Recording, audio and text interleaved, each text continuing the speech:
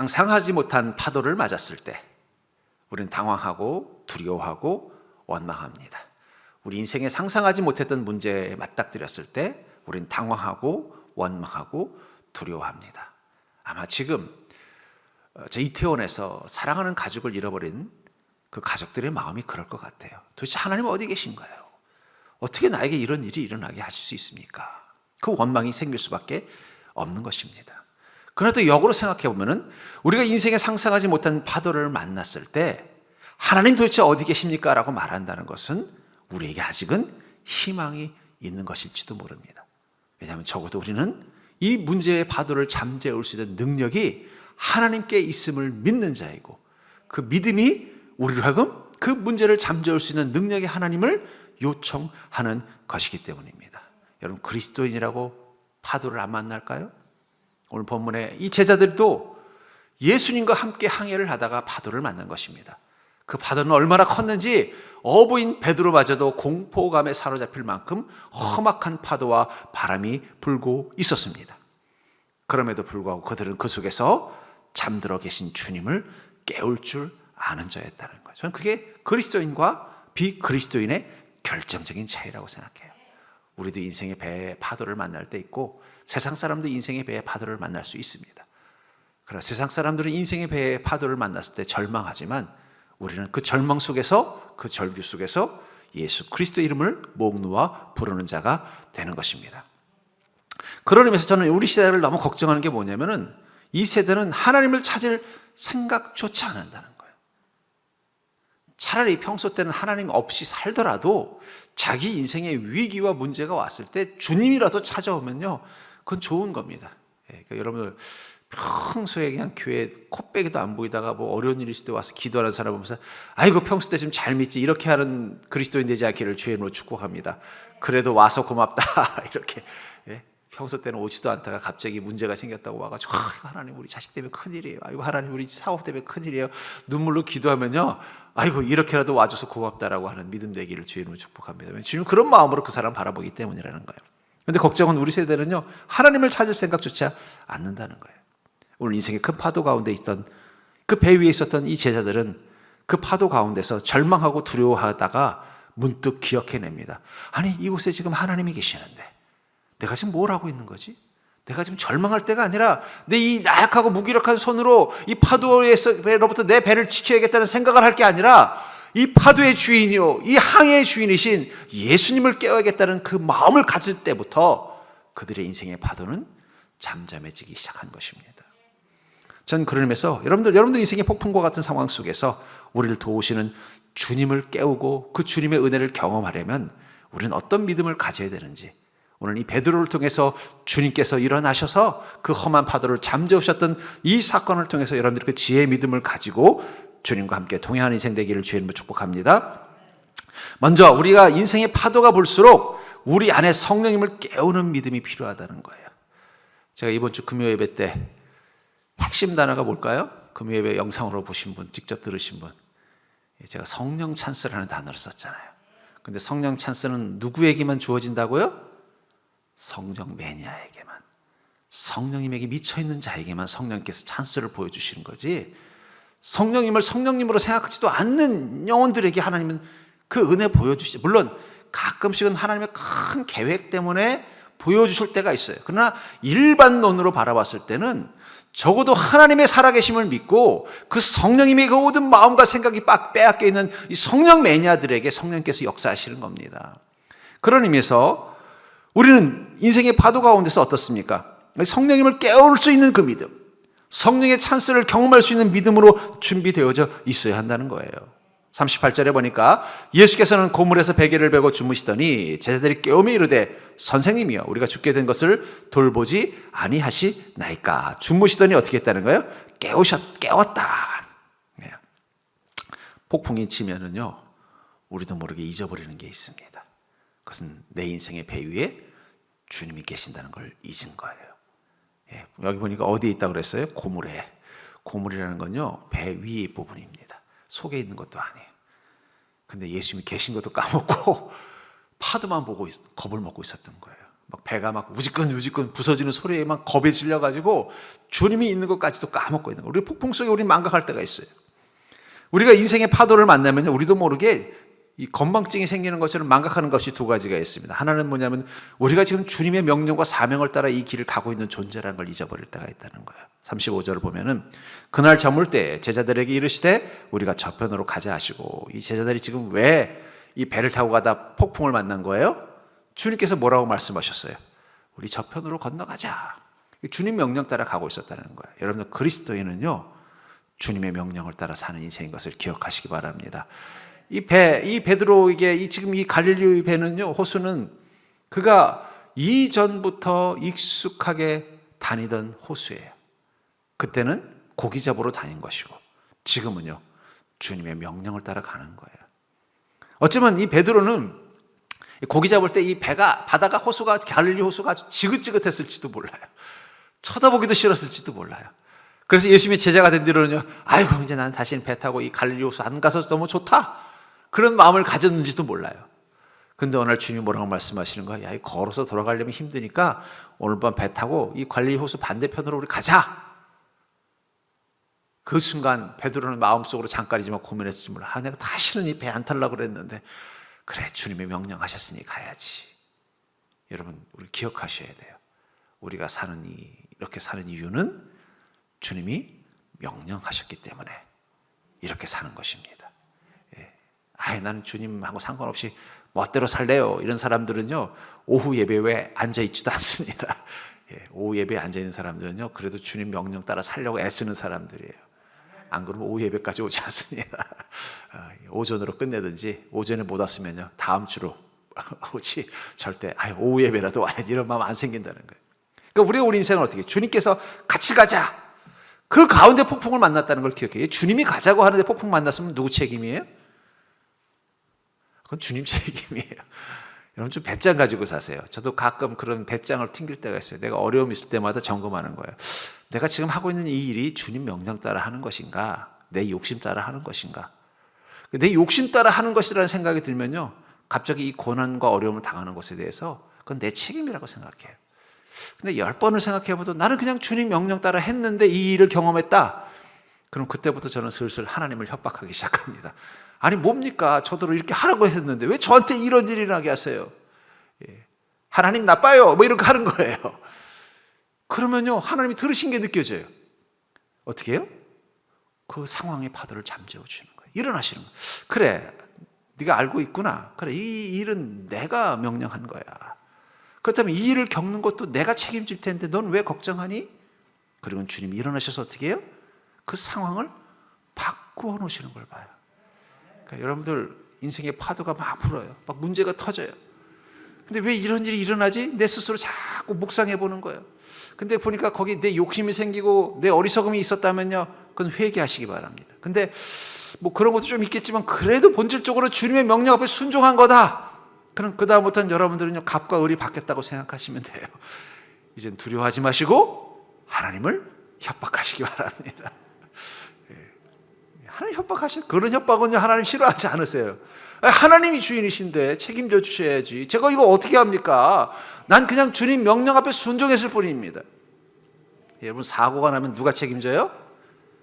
제일 높은 사람이 책임져야 되는 거. 왜 그래요? 밑에 사람들은 명령하는 대로 했을 뿐이기 때문이에요. 물론 그들도 나름대로 책임지겠지만 큰 책임은 누구예요? 그건 지휘자가 받는 거예요. 그건 어느 조직이나 다 마찬가지예요. 국가든 군대든 어디든. 명령대로 안 했을 때는 물론 그 안 한 것에 대한 책임은 본인이 져야 되겠지만 명령대로 해서 문제가 됐다면 그거는 그 명령을 내린 이의 책임이 있는 것처럼 하나님께서 명령하신 대로 간다면 여러분들은 그 결과에 대해서 굳이 고민할 필요 없습니다. 하나님 책임지실 것이기 때문에. 그럼 하나님께서 아이고 내가 잘못 명령해서 너에게 이런 일이 일어났다, 미안하다, 이렇게 하실 분이신가요? 하나님은 완전하신데 실수가 없으신 분인데 그럴 일이 없잖아요. 여러분들 그럴 정도라면 여러분 깜짝 놀라셔야 돼요. 야, 하나님도 실수하실 때가 다 있네요. 이게 어떤 일이길래 하나님께서 실수를 다 하셨습니까? 내가 이런 귀한 일을 맡았군요. 영광으로 생각하셔야 돼요. 하나님도 실수할 만한 일이라면 그건 아무에게나 맡기는 일이 아닙니다. 특별한 일이겠죠. 그러나 대부분은 무엇입니까? 하나님의 명령으로 가는 일이라면 하나님 책임지신다는 거예요. 또 하나는 뭐예요? 지금 내 인생의 이 삶 한가운데 주님이 계시다는 걸 잊어버린다는 거예요. 주무시는 예수님처럼. 아마 주님께서 제가 보기엔 주무시지 않았고 그냥 폭풍이 불고 바람이 부는데 제자들이 어떻게 하나 보고 싶어서 구석에 이렇게 가만히 누워서 제자들이 하는 모양을 이렇게 슬른 뜨시고 보고 계셨을 것 같아요. 그랬더니 가관인 거예요. 자기들끼리 우왕좌왕 하면서 또 베드로 특유의 그냥 거칠고 다가버블어서 야야 이거 어떡하냐 막 이러면서 그냥 막 소리 지르면서 뭐 닻을 내려라 돛을 올려라 하면서 야 오른쪽으로 가지 마 뭐 버릴 거 좀 버려 막 소리 막 지르고 막 그랬을 거예요.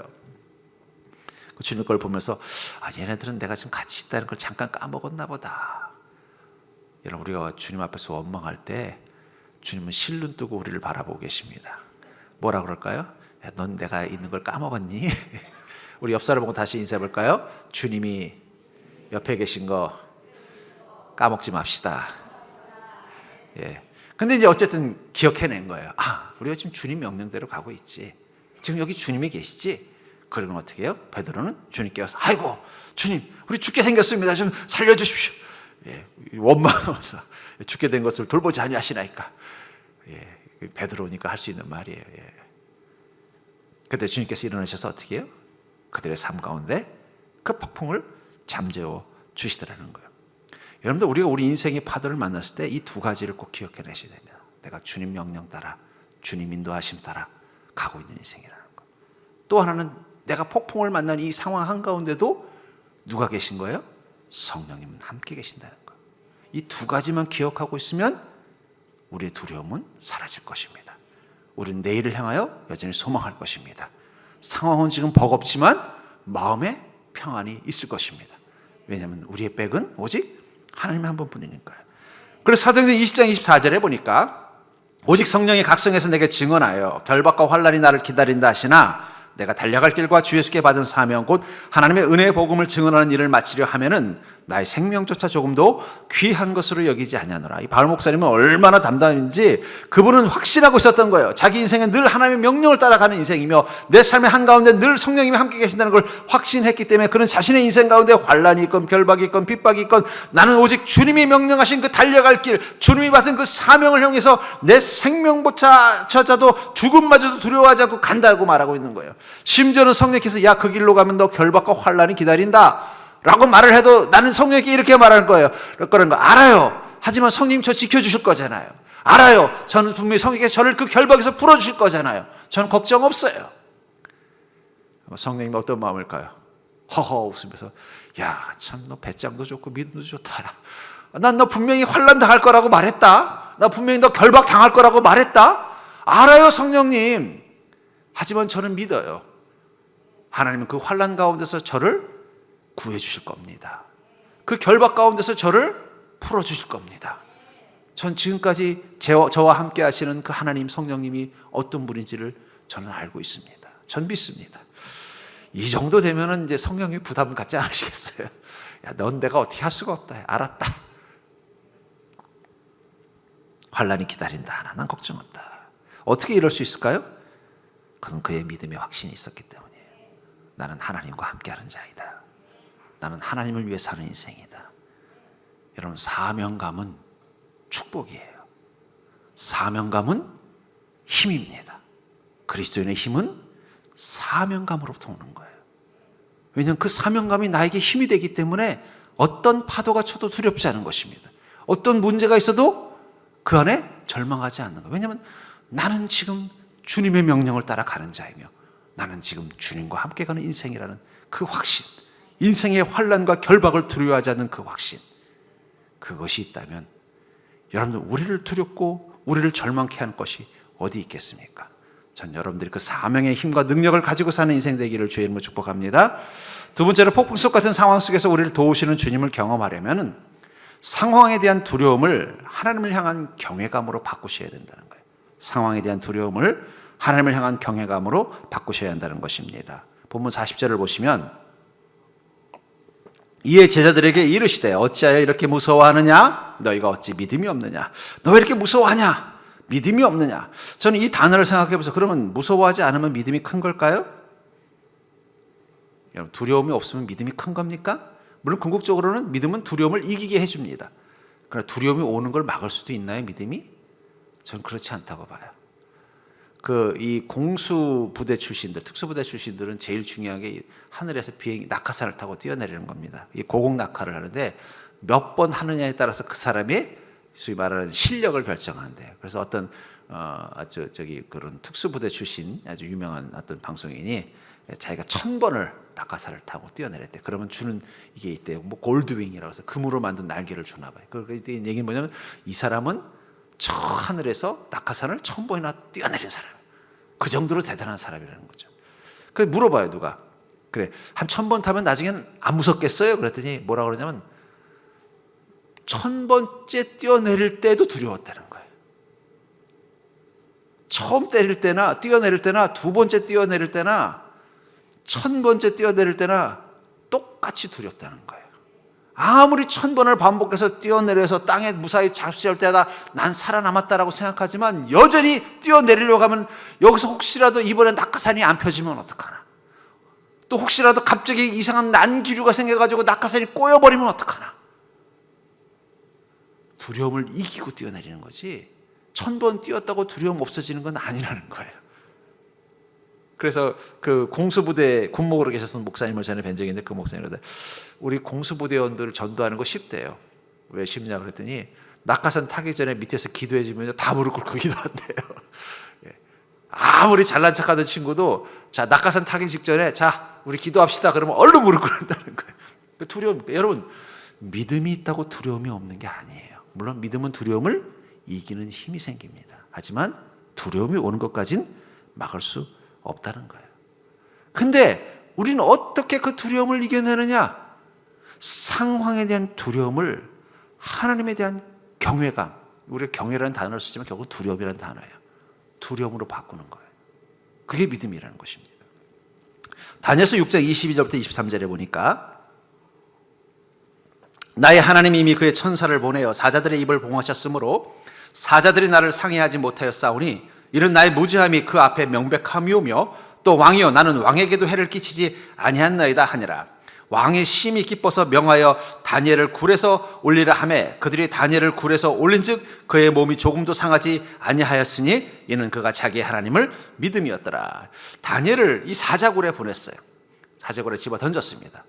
그것은 하나님에게 왕에게 기도하지 않고 하나님에게만 기도했기 때문입니다.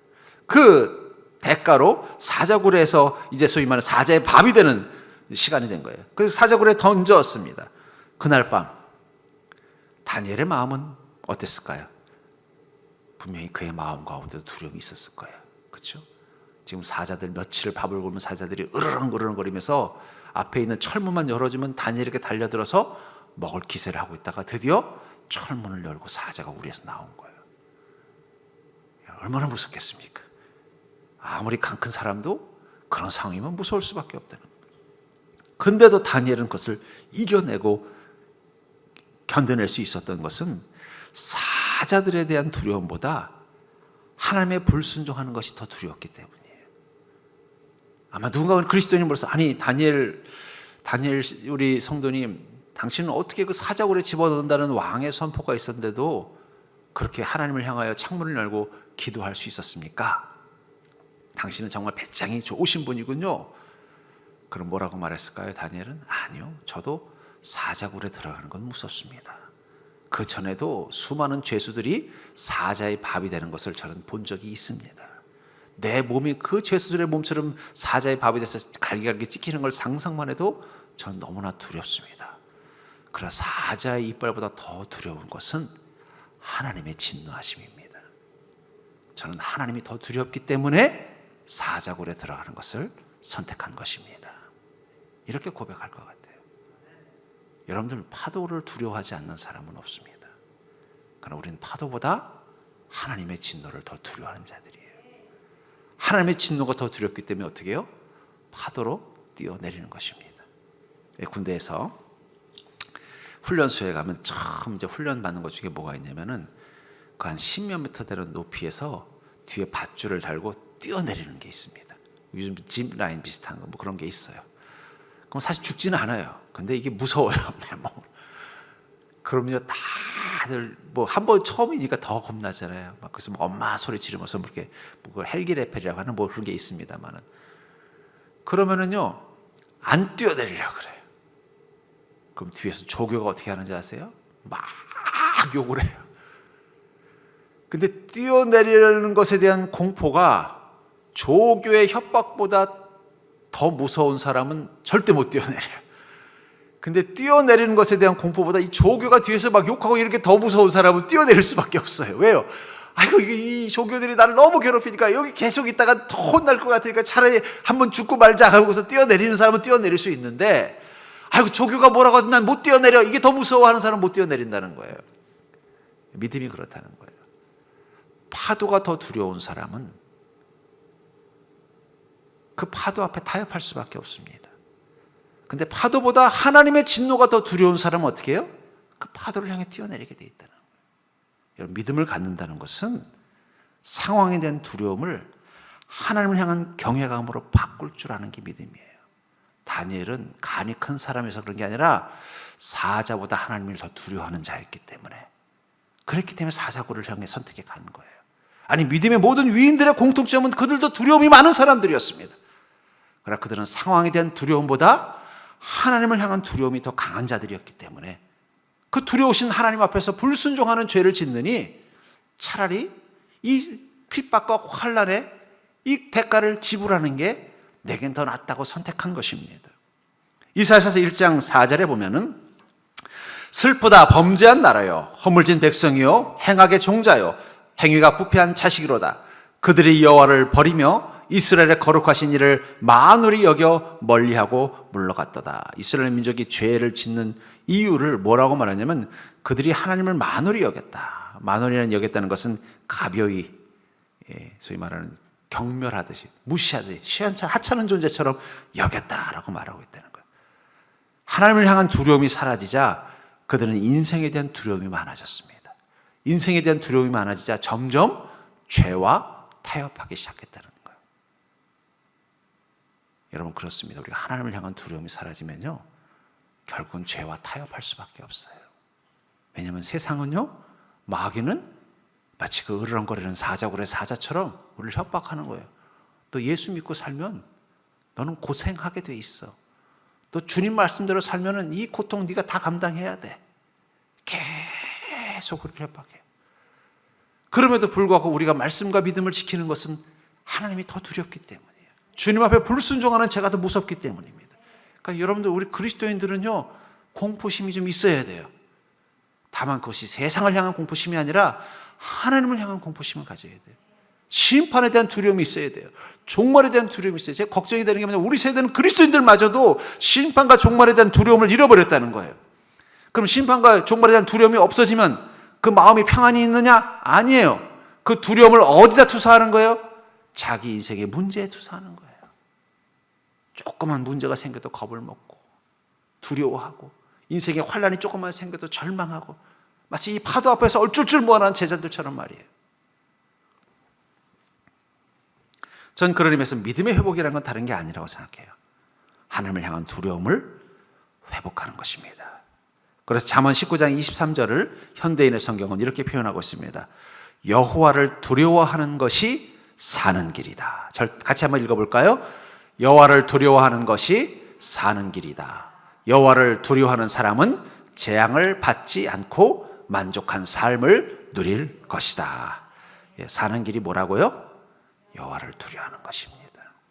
어쩌면 우리 시대 이 땅의 교회와 그리스도인들이 회복해야 되는 가장 중요한 영성은 하나님을 두려워하는 마음을 회복합니다. 여러분, 하나님이 두려운데 우리가 어떻게 죄를 짓겠습니까? 제가 몇 번 예화로 들었습니다만, 제가 중학교 1학년 때 아주 대조적인 두 명의 선생님이 계셨어요. 하나는 국어 선생님, 하나는 영어 선생님. 영어 선생님은요, 이만한 대걸레 자루를 반을 뚝 자른 걸 가지고 테이프로 칭칭 동여매가지고 그걸 딱 가지고 가서 교탁을 딱 치면서 오늘부터 하루에 영어 단어 20개씩 매일 점검할 테니까 준비해라. 안 하면 틀린 대로 한 대당 하나씩.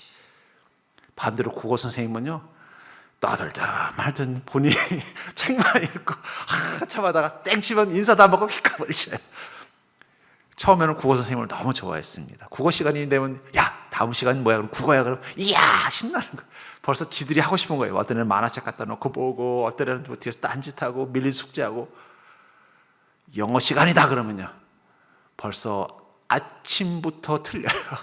오늘 영어가 있다 그러면 벌써 아침부터 영어 단어 놓고 막 20개를 외우냐. 왜냐면 때려도 그냥 때리게 중학교 1학년짜리 손이 얼마나 조막합니까?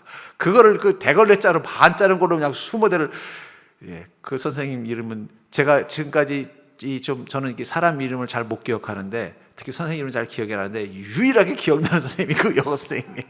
박복상. 이름도 절대 안 잊어버려요. 왜냐면 한 1년 동안 그 선생님과 수업받는 게 매일매일 두려움이었어요. 또 이제 중학교 1학년이니까 영어 배워야 된다고 막 얼마나 또 영어 시험이 많아서 한 문제 틀릴 때마다 한 대 맞으면 얼마나 아파요. 한 대 맞아도 이렇게 아픈데 10대, 제 뒤에 보면은 20대 꼭 자주 맞는 애가 있어요. 제가 보면 야, 넌 정말 대단하다. 어떻게 20대를 맞고도 살아있니? 근데 나중에 시험을 봤는데 우리 반의 영어 성적은 탑이에요. 국어 시험은요, 국어 성적은 형편없더라고요. 제가 그때 깨달았습니다. 두려움은 필요한 것이구나. 여러분, 우리 하나님을 두려워해야 우리 믿음의 성적이 올라가는 거예요. 하나님이 너무 잘해주시면 믿음도 형편없이 풀어지게 돼 있어요. 세 번째로, 우리를 도우시는 주님을 경험하려면 내 판단의 발걸음이 주님의 발자국을 따라 걷는 자가 되어야 된다는 거예요. 우리 삶의 판단의 발걸음이 주님의 발자국을 따라 걷는 자가 되어야 한다는 것입니다. 36절에 보니까 그들이 무리를 떠나 예수를 배에 계신 그대로 모시고 가매 다른 배들도 함께 하더니, 여기 재밌는 건 다른 배들이라는 거예요. 이 배들은 예수님과 함께 했던 일행일 수도 있지만 아닐 수도 있어요. 그냥 그날따라 배편이 어떻게 해요? 아이고, 이쪽 반대쪽으로 가는 사람들이 많아서 많은 사람들이 그 배를 타고 가야 되는 상황이고, 마침 거기 예수님도 배편을 구해서 제자들과 함께 가는 상황이었을 거라는 거예요. 근데 중요한 건 그들은 다 똑같이 갈릴리 호수 위에서 큰 바람을 만난 것입니다. 좌초될 위기를 만난 거예요. 그 다른 배들은 운이 좋았죠. 왜요? 옆에 같이 가는 배에 예수님이 계셨기 때문에. 근데 만약에 예수님이 안 계신 상황에 그곳을 지나갔던 배라면 어떻게 됐을까요? 시차를 두고 어쩌면 그 배는 좌초됐을지도 몰라요. 주님과 같이 갔다는 것만으로도 이런 행운이 있다는 거예요. 결국은 행운이라는 것은 주님이 있는 그곳에 함께 있는 게 복이죠. 여러분, 복이라는 게, 그리스도인에게 복은 다른 게 아닙니다. 주님과 함께 있는 것이 복이에요. 구원이라는 게 무엇입니까? 주님이 나와 함께 하기로 결정하신 게 구원이에요. 천국이 무엇입니까? 주님과 함께 하는 집, 내가 아버지 집에 영원히 거하리로다. 아버지 대신 하나님과 함께 있는 곳이 천국인 것입니다.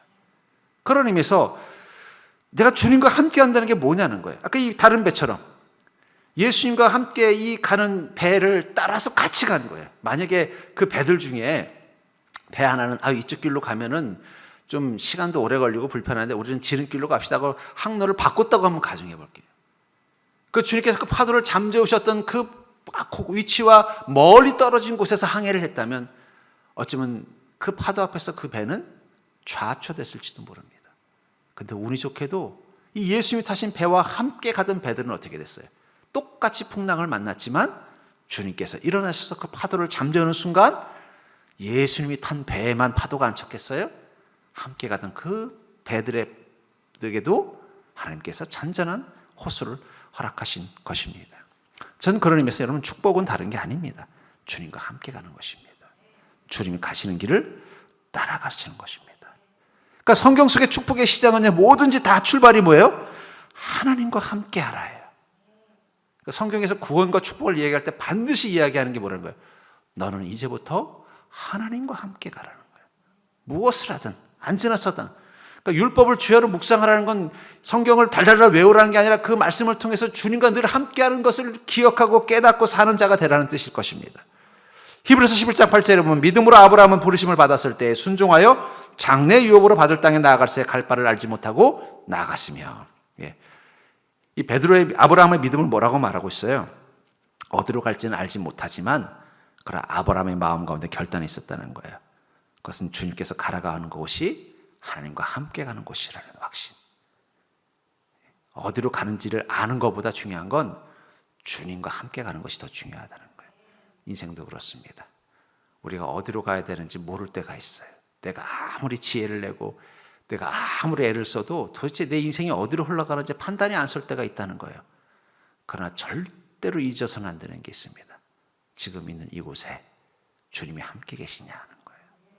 주님이 함께 계시면 어디로 가는지 몰라도 괜찮아요.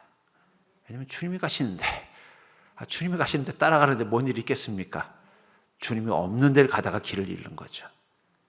주님이 가시는 길을 끝까지 따라가겠다는 믿음만 있으면 우리가 가는 길이 보이지 않아도, 아무리 폭풍이 보이고 짙은 안개가 보이고 거친 사막이 보여도 두려워하실 필요 없습니다. 주님과만 함께 가면 되는 거예요. 저는 그러면서 지금 필요한 지혜는 다른 데 있지 않다고 생각합니다. 나와 함께 계신 하나님, 그 성령님을 놓치지 않는 것입니다. 내 믿음과 내 관심과 내 열정의 힘을 주님과 함께 하는데 쓰는 것입니다. 저는 지금 점점 심해지는 파도가 부는 이 갈릴리 호수처럼 세상이 요동치는 것을 보면서 세상이 점점 우왕좌왕하는 그 베드로 같은 모습을 세상 사람들, 세상의 지도자를 통해서 봅니다. 이 속에서 우리 그리스도인은 어떻게 될까요? 다시 내 안에 성령님을 깨우고 그분을 꽉 붙잡고 그분이 가는 길만 따라가겠다는 결단을 하는 것입니다. 파도를 보지 마십시오. 바람 소리를 듣지 마십시오. 어둡고 짙은 안개에 현혹되지 마십시오. 그냥 주님의 손을 붙잡고 주님의 발자국을 따라서 걷기만 하면 되는 것입니다. 그럼 주님께서는 반드시 그 험한 파도 너머에 그 소원의 항구로, 은혜의 부도로 우리를 인도하실 것입니다. 여러분들 그 지혜를 가지고 사는 자 되기를 주의 이름으로 간절히 축원합니다.